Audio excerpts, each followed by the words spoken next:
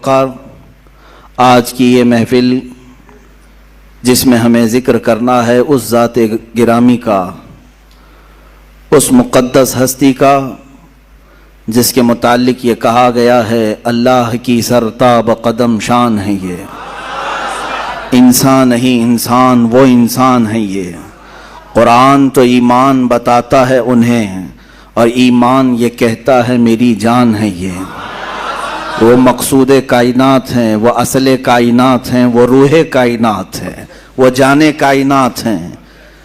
عزیزان گرامی، اس رسول پاک صلی اللہ تعالی علیہ وسلم کا تذکرہ خیر آج ہمیں کرنا ہے۔ اس رسول کی زندگی کے ہزاروں گوشے ہیں، اور ہر گوشے میں ایک سمندر ہے، ہر گوشے میں ایک سمندر ہے جس میں تیراکی کرنے والا اپنی زندگیاں تمام کر جاتا ہے، مگر اس گوشے رسول کو مکمل کر نہیں پاتا۔ اخیر میں جا کر کے پھر یہ کہنے پر مجبور ہو جاتا ہے لا یمکن الثناء کما کان حقہ، لا یمکن الثناء کما کان حقہ، بعد از خدا بزرگ تو یہ قصہ مختصر، لیکن رضا نے ختم سخن اس پہ کر دیا، خالق کا بندہ خلق کا آقا کہوں تجھے۔ بہت کچھ کہا گیا ہے اے رسول پاک آپ کی بارگاہ میں۔ جب جبرائیل نے یہ کہہ دیا آفاق کہا گردیدہ ام بسیار خوبہ دیدہ ام، میں نے کائنات کے ہر ذرے کو چھان لیا ہے، ہر زمین کے حصے کو دیکھ لیا اور بہت اچھے اچھوں کو دیکھا، وہ لیکن تو چیزیں دیگری یا رسول اللہ، اے اللہ کے رسول آپ ہی تو ایک الگ ہی چیز ہیں جس کا نہ کوئی مثل ہے نہ کوئی مثیل ہے، ہوتا بھی کیسے؟ تیرے خلق کو رب نے جمیل کیا، تیری خلق کو رب نے عظیم کیا، کوئی تجھ سا ہوا ہے نہ ہوگا شہا، تیرے خالق حسن و ادا کی قسم، کوئی تجھ سا ہوا ہے نہ ہوگا شہا، تیرے خالق حسن و ادا کی قسم۔ اور اس رسول پاک کا تذکرہ نہ کریں تو زندہ کیسا رہیں؟ زندگی کے لیے ضروری ہے اس رسول پاک کا ذکر ہوتا رہے۔ روح کی وہ غذا ہے، کائنات کی وہ اصل ہے، جب تک گاڑی میں پیٹرول ڈلتا ہے وہ چلتی رہتی ہے۔ مسلمان کی زندگی اگر چلتی ہے تو یہ روح انسان، روح مسلمان محمد عربی صلی اللہ علیہ وسلم کے تذکرہ خیر سے چلتی ہے۔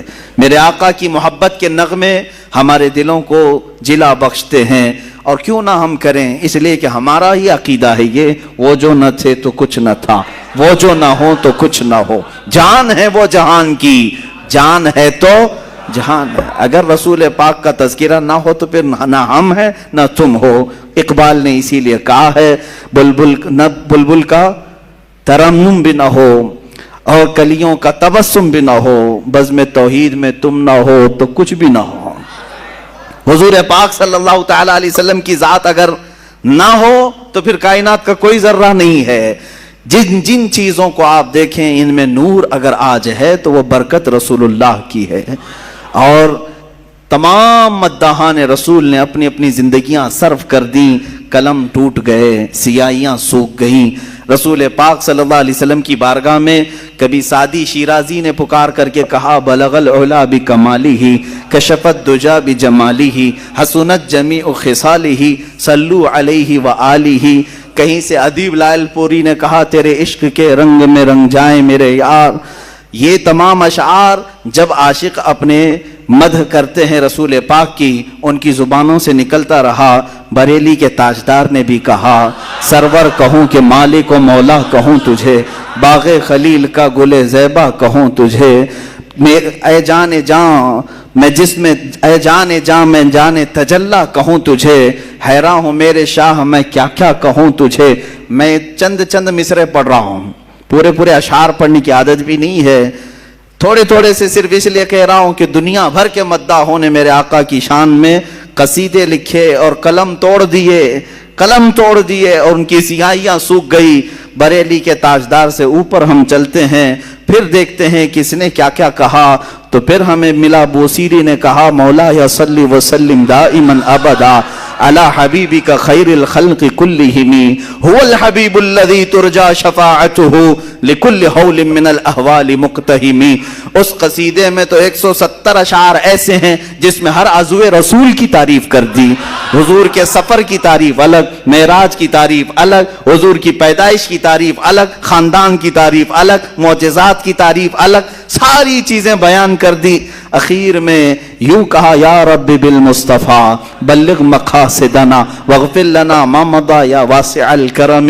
یہی تک نہیں، بوسیری سے اگر ہم آگے بڑھتے ہیں، امام اعظم ابو حنیفہ کی بارگاہ میں پکار کر کے کہتے ہیں یا سید السادات جئتک قاصدا ارجو رضاک فلا تخیب مقصدی. یوں پکار کر کے کہا. پھر دیکھا ہم نے اور کہیں فارسی کی زبان میں علامہ عبد الرحمن جامی جیسا نکلتا ہے، کہتا ہے تنم فرسودہ جاں پارا زِ ہجراں یا رسول اللہ، دلم پشمردہ آوارا زِ عصیاں یا رسول اللہ، چو بازوئے شفاعت را کشائی بر گنہگاراں مکن محروم جامی را دراں یا رسول اللہ. یہ تو امتیوں کے احوال تھے. پھر ہم آگے بڑھ کر کے دیکھے تو خود صحابی رسول پکار رہے ہیں. حسان بن ثابت کہنے لگ گئے وَأَحْسَنُ مِنْكَ لَمْ تَرَ قَطُّ عَيْنِي وَأَجْمَلُ مِنْكَ لَمْ تَلِدِ النِّسَاءُ خُلِقْتَ مُبَرَّأً مِنْ كُلِّ عَيْبٍ كَأَنَّكَ قَدْ خُلِقْتَ كَمَا تَشَاءُ. صحابہ نے بھی کہا، صحابیات نے بھی کہا، تابعین نے کہا، اولیاء نے کہا، صالحین نے کہا، شعراء نے کہا. ارے میاں یہ تو سارے انسانوں نے کہا. اب رب عظیم نے پکار کر کہا اِنَّا أَعْطَيْنَاكَ الْكَوْثَرَ فَصَلِّ لِرَبِّكَ وَانْحَرْ. محبوب کی شان بیان کرتا ہے خود ان کا خالق، کہتا ہے وَالضُّحَىٰ وَاللَّيْلِ إِذَا سَجَىٰ وَاللَّيْلِ إِذَا يَغْشَىٰ وَمَا رَمَيْتَ إِذْ رَمَيْتَ وَلَٰكِنَّ اللَّهَ رَمَىٰ. دست مبارک کے لیے بھی اللہ نے فرمایا. قدم کی بات آتی ہے، اللہ تو قسم یاد کر کے کہتا ہے لا اقسم بهذا البلد، اس شہر کی قسم جس پہ میرا محبوب قدم رکھتا ہے. خود رب قدیر نے قرآن پاک میں قصیدے بیان کیا. اسی لیے شاعر نے یہ کہا تھا آغاز سے اخیر تک قرآن ہے نعت مصطفیٰ. یہ سمجھ والوں کے لیے ہے، کیڑے نکالنے والوں کے لیے نہیں ہے. عشق کی آنکھیں ہوں، قرآن پڑھے تو یہی کہے گا آغاز سے اخیر تک قرآن ہے نعت مصطفیٰ. محبوب کے بیان کا کیسا انوکھا ڈھنگ ہے، محبوب کے بیان کا کیسا انوکھا ڈھنگ ہے. یہ رسول پاک صلی اللہ تعالیٰ علیہ وسلم کی عظمت کوڑ لوگوں کو نظر نہیں آتی. اسی لیے کہا گیا ہے کہ آنکھ والے تیرے جوبن کا تماشا دیکھیں، آنکھ والے تیرے جوبن کا تماشا دیکھیں. دیدہ کور کو کیا نظر آئے کیا دیکھے. ابو جہل بھی دیکھتا رہا، ابو لہب بھی دیکھتا رہا، برائیاں کرتے رہے اور حضور کے قریب آتے نہیں رہے. اگر حضور کو دیکھنا ہو تو صدیق اکبر کی آنکھ چاہیے، صدیق کی آنکھ چاہیے، حسان بن ثابت کی آنکھ چاہیے. تبھی تو پکار کر کے بندہ کہے گا میں نے زندگی میں بہت رنگ دیکھے لیکن مصطفیٰ کریم کی زلفوں کے ایک بال نے مجھے اسیر کر دیا ہے. تب جا کر کے کہتا ہے آنکھوں میں بھی بلا کا عشق ہو. عزیزان گرامی وقار، مجھے بات کچھ اور عرض کرنی تھی رسول پاک صلی اللہ علیہ وسلم کے غزوات کے متعلق. آج میں گفتگو کرنے آیا تھا مگر رنگ کچھ اور ہی چڑھ گیا. مجمع نے حضور پاک صلی اللہ تعالیٰ علیہ وسلم کی قصیدہ خوانی کا یہ دیکھیں، یہ جو عقیدہ ہے یہ سنیوں کا عقیدہ ہے. یہ حضور کے نام پر جو مچلنا ہے یہ سنیوں کی قسمت میں ملا ہے.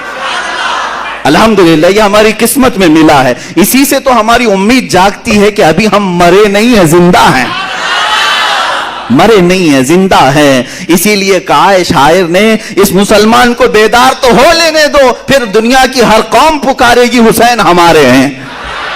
بیدار ہو لینے دو، تھوڑی دیر کی بات ہے. یہ رسول پاک کے نام پر جھومنا اور دل کی خوشیوں کے ساتھ مسکرانا، آنکھوں میں ایک نور کا چلا آنا اور اپنے جسم میں ایک الگ سی کیفیت پا جانا، یہ تمہارے اندر دبے ہوئے عشق کی چنگاری کا یہ راز ہے.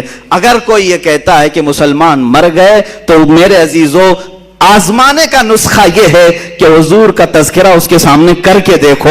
اگر چہرہ کھل جاتا ہے تو ایمان ابھی باقی ہے، چہرہ کھلتا ہے تو ایمان ابھی باقی ہے, اسی لیے ہم نا امید نہیں ہوتے, ہم حوصلے کے ساتھ بات کرتے ہیں. لوگ کہتے ہیں آپ کی تعداد بہت کم ہے, آپ مائنورٹی میں ہیں, اقلیت میں ہے, بڑی بڑی باتیں نہ کریں. میرے عزیز, یہی تو مصطفیٰ کی غلامی کا اثر ہے. جب ان کے قدموں میں کوئی آتا ہے تو بلال بھی قیصر و کسریٰ کو للکار سکتا ہے. حبشہ کے رہنے والے غلام بلال حبشی کے اندر بھی اتنا پاور آتا ہے کہ وہ قیصر اور کسریٰ کو للکار سکتا ہے. جب سیدنا عمر فاروق کہتے ہیں قیصر بھی ختم, کسریٰ بھی ختم, سلطنتیں ٹوٹ گئی. فتح ہو کر کے آنے کے بعد سیدنا عمر فاروق نے یہی کہا تھا, میں وہی عمر ہوں خطاب کا بیٹا جسے بچپن میں 2 بکریاں سنبھالنا نہیں آتا تھا, آج 6 ملکوں کو اکیلا سنبھالتا ہے, صرف اس لیے کہ قدم رسول کی برکت ہے. یہی تو اثر ہے مصطفیٰ کریم کے تذکرے کا, یہی تو اثر ہے ایمان کی تازگی اور روح کی بالیدگی. یہ میرے آقا کے نام میں اللہ نے رکھی ہے. میرے عزیزو, سیدنا, یہ میں بہت بڑی بات عرض کر رہا ہوں, حضور پاک صلی اللہ تعالی علیہ وسلم کے عزیز چچا جنہوں نے آپ کی زندگی بھر حمایت کی, جناب ابو طالب, ان کا یہ شعر ہے, ان کا یہ کہنا ہے. میں اس بحث میں نہیں جاتا, بہت سارے لوگ اختلافی بحث میں پڑے ہوئے ہیں. جناب ابو طالب کے متعلق بہت ساری بحثیں کیا کرتے ہیں, مگر میں اتنا کہتا ہوں کہ انہوں نے حضور کی شان میں کہا تھا, یہ رسول کا چہرہ وہ ہے جس چہرے کی برکت سے بارش بھی مانگو تو بارش آ جائے. ان کے چچا نے کہا تھا یہ چہرے پاک میں یہ اثر ہے کہ اللہ کی بارگاہ میں اس چہرے کے توسل سے بارش مانگی جائے, رب تعالیٰ بارش بھی اتارے گا.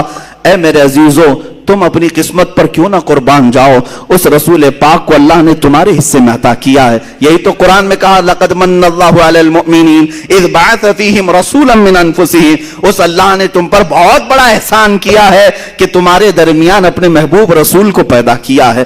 وہ اب تم پر عذابات نہیں ڈالتا.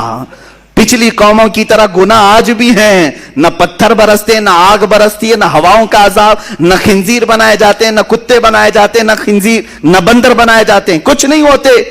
گناہ آج بھی ہیں, عذابات الگ قسم کے آ رہے ہیں, اب بھی آ رہے ہیں, لیکن وہ عذابات نہیں آتے پہلے کی قوموں کے. کیوں؟ قرآن کہتا ہے اس لیے کہ ان کے درمیان میرا رسول آرام فرما. وَمَا كَانَ اللَّهُ لِيُعَذِّبَهُمْ وَأَنْتَ فِيهِمْ, اللہ وہ عذاب اب نہیں بھیجے گا اس لیے کہ تمہارے درمیان میرا رسول ہے. رسول پاک صلی اللہ تعالی علیہ وسلم کی برکت ہے. میرے عزیزو, لوگ جو یہ کہتے ہیں کم ہیں تعداد میں, اقلیت میں ہے, مائنورٹی میں ہے, تبھی تو مزہ ہے سر چڑھ کے بولنے کا. زیادہ ہے, میجورٹی ہے تو تعداد پہ بھروسہ آ جاتا ہے, اسلحے پہ بھروسہ آ جاتا ہے, گھمنڈ اسباب پر آ جاتا ہے. کم ہو اور پھر حق بولو تو اللہ پر بھروسہ زیادہ ہوتا ہے. کم ہو اور کہیں سے کوئی طاقت تمہارے سپورٹ میں نہ ہو, پھر بولو, مزہ بھی آتا ہے, پیچھے رسول پاک کی بیکنگ بھی ہوتی ہے اور اللہ کی عنایتیں بھی ہوتی ہیں. تم کس انتظار میں ہو؟ طاقت آئے تب بولیں گے, حکومت آئے تب بولیں گے, تب تو تم اپنی حکومت کے بل بوتے بولو گے جیسے آج یہ خنزیر چلاتے ہیں. وہ اپنے تخت کے بل بوتے بول رہے ہیں, ورنہ تو ان پاکھنڈیوں کی حیثیت کیا ہے کہ یہ اسلام کے خلاف بول سکے. تخت اگر بھیک میں مل گیا یا جعلی طریقے سے مل گیا تو اس تخت کے ذریعے سے بول رہے ہیں. کمال تو اس وقت ہے جس کے پاس نہ کوئی الیکشن کی سرٹیفکیٹ, نہ اس کے پاس کوئی دولت, نہ مجھ جیسے فقیر کے پاس کچھ نہیں, اگر میں بول سکتا ہوں تو صرف یہ نسبت رسول ہے. الحمدللہ, مسلمان کو جو حق بولنے پر کوئی چیز آمادہ کرتی ہے تو وہ سیاست, حکومت, طاقت نہیں بلکہ محبت رسول آمادہ کرتی, حضور پاک صلی اللہ تعالی علیہ وسلم کی محبت آمادہ کرتی. عزیزان گرامی وقار, رسول پاک صلی اللہ تعالی علیہ وسلم کا تذکرہ یہ ہماری جانوں کے لیے, ہماری روحوں کے لیے بہت ضروری ہے, بہت ضروری غذا ہے. آپ خود محسوس کریں گے زیادہ دن تک اگر حضور کو نہیں سنو گے تو دل مرجھانے لگتا ہے, دل کے اندر کمزوریاں آتی ہیں, گناہ کی طرف بڑھنے لگ جاتا ہے. جہاں اسے مصطفیٰ کی یاد آ جائے پھر اس کی آنکھیں بھیگ جاتی ہیں, پلٹ آتا ہے, مسجدوں کی طرف دوڑتا ہے, اپنی نبی کی محبت میں کچھ نہ کچھ خیرات, صدقات, میلاد کرنے لگ جاتا ہے. یہ حضور پاک سے دور جتنا جاؤ گے بے چینی اتنی بڑھتی جائے گی, بے سکونی, بے قراری اتنی بڑھتی جائے گی.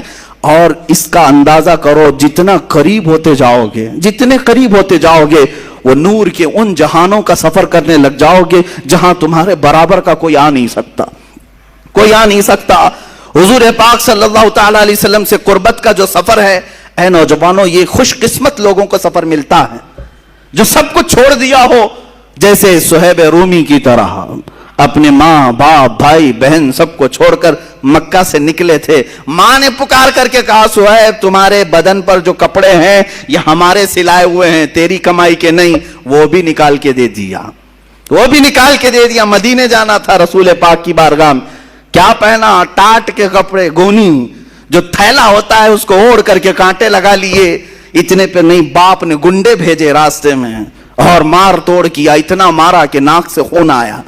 صہیب اس کے باوجود خاموش نہیں رہے، سفر جاری رکھا، سفر جاری رکھا، یہاں تک کہ 8 دن کے بعد کمزوری کے عالم میں زخموں کے ساتھ مدینے پہنچ رہے ہیں تو صحابہ کہتے ہیں مغرب کا وقت تھا، میرے آقا صلی اللہ علیہ وسلم مسجد نبوی سے بار بار باہر نکل رہے تھے، بار بار باہر نکل کر دیکھ رہے تھے۔ صحابہ نے پوچھا آقا کوئی قبیلہ آ رہا ہے، کوئی وفد آ رہا ہے ملاقات کے لیے؟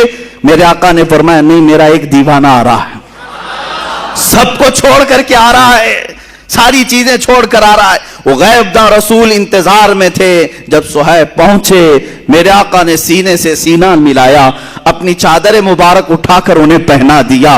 حضرت صہیب کہتے ہیں میرے سارے زخم کافور ہو گئے، جتنا درد تھا سب نکل گیا، جتنا غم تھا ماں باپ کو چھوڑنے کا، ایک بار سینے سے سینہ کیا ملا، سارے غم تمام کافور ہو چکے تھے، اور زندگی بھر اس چادر کو اپنے جسم سے الگ نہیں کیا۔ حضرت صہیب اسی چادر کو لے کر قبر میں بھی دفن ہو گئے۔ اخیر تک وہ کہتے تھے اے لوگوں سنو، دنیا میں اگر سب سے زیادہ عزیز کوئی ہوتا ہے تو وہ ماں ہوتی ہے، سب سے زیادہ محبت کوئی کرتا ہے وہ باپ اور ماں ہوتے ہیں۔ میں وہ انسان ہوں جس سے ماں اور باپ نے بدن کے کپڑے بھی چھین لیے، جب میرے پاس کوئی لباس نہیں تھا تو مجھے جس نے لباس پہنایا وہ محمد الرسول اللہ ہے، مجھے جو چادر عنایت کی وہ رسول مختار صلی اللہ علیہ وسلم ہے۔ عزیزان گرامی وقار، رسول پاک صلی اللہ تعالی علیہ وسلم کی جس کیفیت کو، جس صفات کو مجھے آج عرض کرنا تھا وہ یہ تھی کہ اللہ نے انہیں فرمایا اے نبی آپ فرما دیں قل یا ایھا الناس انی رسول اللہ الیکم جمیعا، اے نبی آپ فرما دیں اے انسانوں میں تم سب کے پاس رسول بن کر آیا ہوں، انی رسول اللہ الیکم جمیعا، سارے انسانوں کے لیے، مسلمانوں کے لیے نہیں۔ حضور صلی اللہ علیہ وسلم سارے انسانوں کے لیے رسول بن کر آئے۔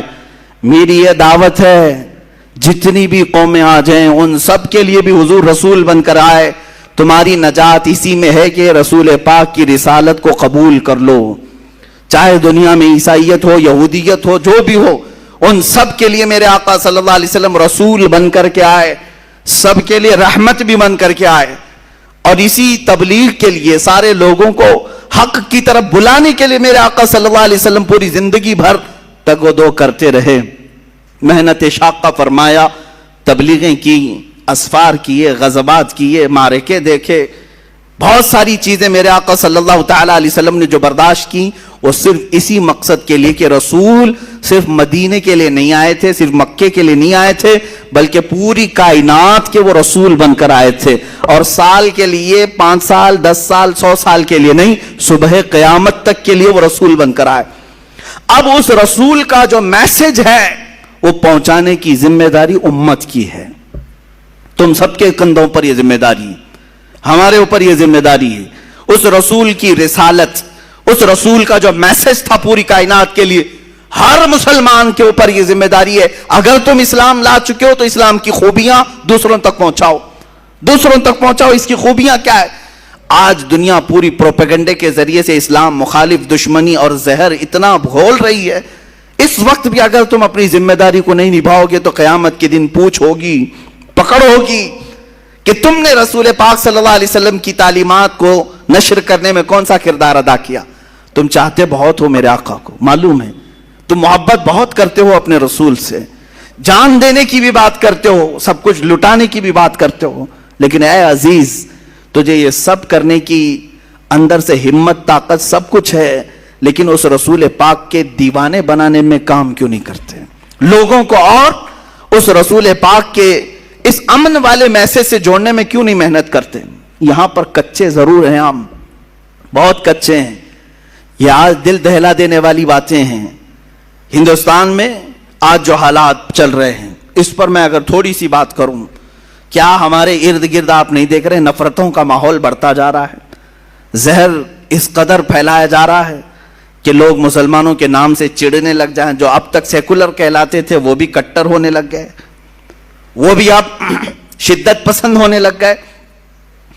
یہاں دغلی پالیسی بہت زیادہ عروج پر ہے, یعنی اپنوں کے لیے الگ قانون, ہمارے لیے الگ قانون, تمہارے لیے الگ سسٹم, ہمارے لیے الگ سسٹم. یہ سب چیزیں آج دیکھنے کو مل رہی ہیں. اتر پردیش کے ایک چھوٹے سے گاؤں میں 2-4 دن قبل کی نیوز کہ تقریباً 18 یا 19 لوگ دھرم پریورتن کرتے ہیں, یعنی مسلمان اپنا دین چھوڑ کر کے ہندو دھرم کو اپناتے ہیں. نیوز میں یہ سب باتیں آئی, پھیل گئی, ویڈیو بھی بنائی گئی ان کی. وہ ہون کرتے ہوئے, وہ پوجا پاٹ کرتے ہوئے اپنا دھرم پہلے والا چھوڑ کر کے دوسرے دھرم کو اختیار کر رہے ہیں. جس پنڈت نے ان کو دھرم پریورتن کروایا اس نے انٹرویو بھی دیا, ساری چیزیں چل رہی ہیں. وہ کریں تو کوئی مسئلہ نہیں, لیکن اگر کوئی ایک مبلغ اسلام کی سچائیاں پھیلائے تو اس پر NSA لگایا جائے گا. اسے کہا جائے گا کہ یہ باہر کے پیسے لے کر کے لوگوں کو زبردستی دین بدل رہا تھا. یہ دغلی پالیسی ہے. بہرحال مجھے بات یہاں جو عرض کرنی وہ یہ ہے, انہوں نے 18 لوگوں کو یا 19 لوگوں کو جو دھرم پریورتن کرایا, جیسے بھی ہوں, اسلام کسی کے جانے سے نہ رکتا ہے نہ مٹتا ہے.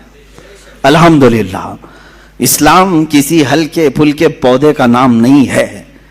یہ اس کی جڑیں تحت الثری میں, اس کی شاخیں اوج ثریا پر ہیں. پوری کائنات مل کر کے اسلام کو ہلا نہیں سکے گی. یہ الحمدللہ میرا کیا, یہ رب ذوالجلال کا چیلنج ہے, اللہ رب العزت کا یہ دستور ہے. اس کا کچھ نہیں ہونے والا ہے. جو آ رہے ہیں ٹھیک ہے, تمہاری نجات ہے, جو جا رہے ہیں تمہارے لیے جہنم ہے. میں سوال یہ کرتا ہوں, وہ 18-19 لوگ جو 3 پریوار کے تھے وہ دھرم پریورتن کر کے جو چلے گئے, اس کی وجہ کیا بنی, کیوں ایسا ہوا؟ میں نے معلوم کیا اس وہاں کے مقامی لوگوں سے. ایک مولوی صاحب تھے, انہوں نے یہ میسج کیا کہ جس گاؤں کے لوگ ہیں وہاں تقریباً 10,000 مسلمانوں کی آبادی ہے. جہاں یہ لوگ بدل گئے 10,000 مسلمانوں کی. کہا اتنے سارے مسلمان ہیں ایسے علاقے میں رہتے ہوئے, پھر بھی ان کو ایسا کیا ہو گیا؟ کہا کہ یہاں کے حالات ایسے ہیں کہ اگر آپ اس گاؤں میں آئیں گے تو فجر کی نماز میں 4 لوگ ملیں گے, مغرب کی نماز میں 10 سے 15 لوگ, 20 لوگ ملیں گے 10,000 کی آبادی میں. اے میرے عزیزو, کیا یہی محبت مصطفیٰ ہے جو تم نے ان اعمال کو ٹھکرا دیا اور صرف محفلوں میں, مجمعوں میں, جلسوں میں پکارتے رہ گئے؟ جب تک تم رسول پاک صلی اللہ تعالی علیہ وسلم کی زندگی پاک کو عملی طور پر اپنی زندگی میں لا کر دوسروں کی زندگی میں لانے کی کوشش نہیں کرو گے, شب خون مارے جائیں گے. اسی طرح سے تمہارے گھروں پر چھید کیے جائیں گے, اسی طرح سے تمہارے قلعوں کو کاٹ کر کے اندر سے لوگوں کو لے جایا جائے گا. یہ کب تک ہوتا رہے گا؟ جب تک تم گہری نیند سو رہے ہو. میری دعوت صرف اتنی ہے کہ رسول پاک صلی اللہ تعالی علیہ وسلم کل بروز قیامت اگر پوچھیں تم سے, تو میرا امتی ہے, تو میرا چاہنے والا ہے, تو مجھ سے محبت کرتا ہے, بتا میری محبت کتنوں کے سینے میں تو نے ڈالی؟ ہوتا تو یہی ہے, ہر شخص اپنے محبوب کا تذکرہ کھل کر کے کرتا ہے. آپ جہاں بیٹھتے ہیں اپنے محبت کرنے والوں کے تذکرے کرتے رہتے ہیں, دوسروں کو بھی منواتے رہتے ہیں. ارے یہاں حالات تو ایسے ہیں کہ تمہارے پیر کو میں نہ مانوں تو مجھے باہر کرتے ہو, میرے پیر کو تم نہ مانو ہمارے ادھر کے لوگ باہر کرتے ہیں. ہم پیروں کے لیے تو اتنی بات رکھتے ہیں, حضور پاک کے لیے کیوں نہیں؟ رسول محترم صلی اللہ تعالی علیہ وسلم کے لیے یہ احساس کیوں نہیں ہے کہ میں اپنے نبی کونین صلی اللہ علیہ وسلم سے بے پناہ محبت کرتا ہوں؟ تو سیکنڈری میرے اوپر ذمہ داری یہی آتی ہے کہ میں دوسروں کو بھی اس طرح محبت میں تڑپتا ہوا دیکھوں, ان کے سینوں میں بھی محبت مصطفیٰ کو دیکھوں. اس تبلیغ کو جب چھوڑ دیا تب یہ حالات ایسے آ گئے ہیں. شاعر نے سچ کہا ہے, دیوار کیا گری میرے خستہ مکان کی, لوگوں نے آنے جانے کا راستہ بنا لیا. ہوتا ایسے ہی ہے. گھر پرانا اگر گر گیا نا تو کیا کرتے ہیں لوگ, ادھر سے ادھر جانے کا اس کو راستہ بنا لیتے. گھر جب تک سلامت ہے کوئی گھر کے دروازے سے نہیں گھستا, گرا ہے گھر تبھی لوگوں نے راستہ بنایا ہے.